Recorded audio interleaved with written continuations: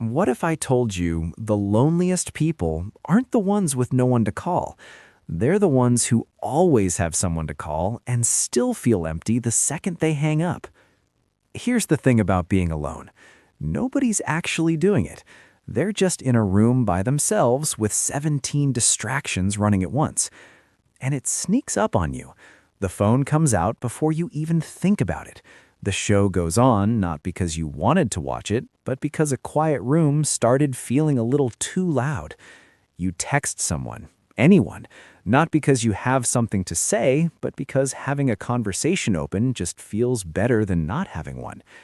It's not a character flaw. It's just what happens when you've never really practiced being with yourself.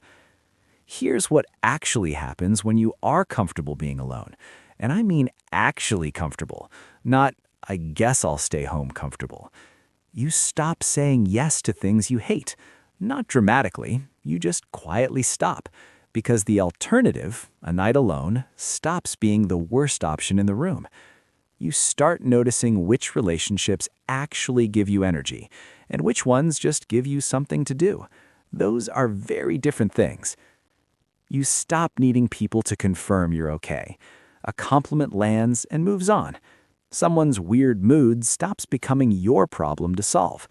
You stop checking if they've read your message every 4 minutes like you're monitoring a hostage situation. And none of this means you stop reaching out, stop showing up, or stop caring. It just means you're no longer doing it because you can't stand the quiet. And the biggest one, you stop performing. Because when you spend real time alone, you figure out what you actually think, what you actually like, what you actually want. And suddenly, you have a self to bring to people instead of just showing up and becoming whoever the room needs you to be. The hard part isn't being alone.